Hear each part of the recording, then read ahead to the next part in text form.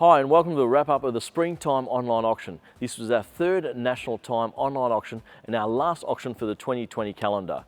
We have 175 lots in total on offer, from memorabilia to number plates, motorcycles and cars. The bidding activity was strong from the first day right up until closing on Wednesday the 18th of November.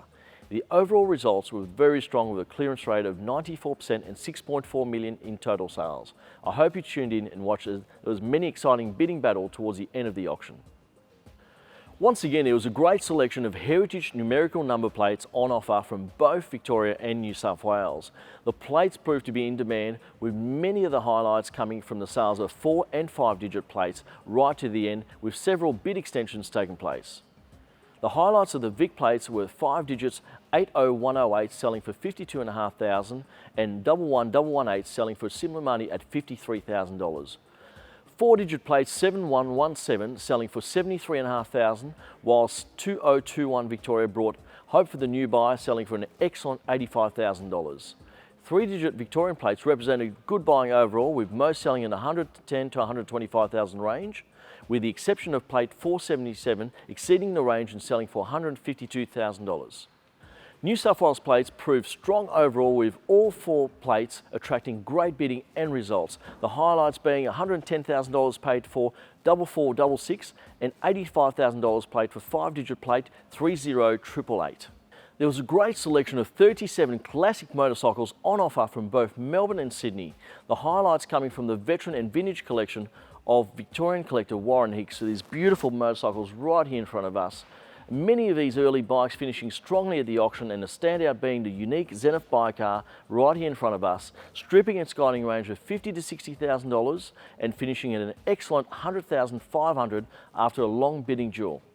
The other highlights came from the 8 classic Ducatis on offer, led by the excellent result for the 1974 750 Sport at $65,500, the Mike Harwood replica Miele at $37,100, and a collectible 2008 Desmo Sedici RR at $74,500. With a large and rare selection of cars on offer from both Melbourne and Sydney in this November online timed auction, there was expected to be a few highlights. The Melbourne highlights were this lovely factory right-hand drive 1970 Jaguar E-Type Series 2 Roadster. With a late rush of bidding, it finally sold at $164,000 after several bid extensions.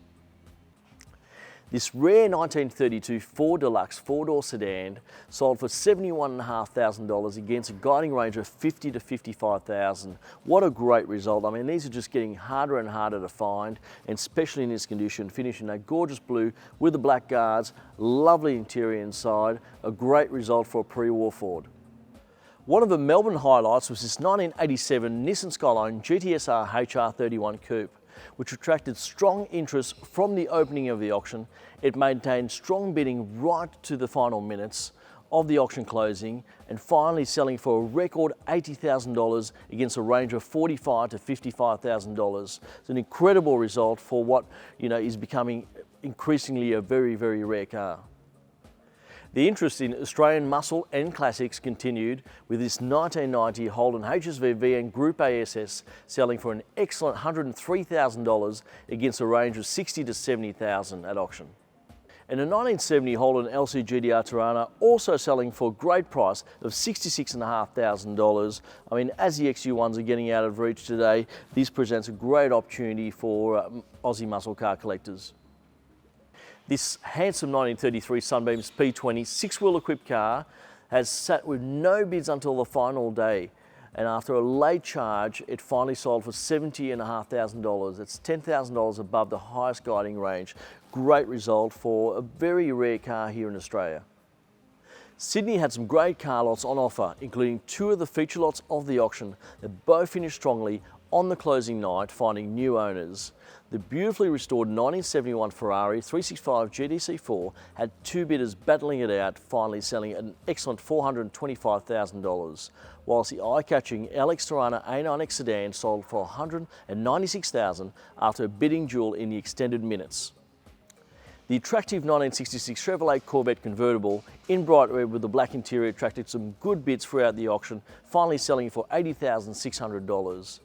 while the rare 1951 Land Rover Series 1 with the inboard headlights attracted some interest from the beginning of a sale, exceeding its guiding range and selling finally for $61,500. Great result for a very, very rare car today.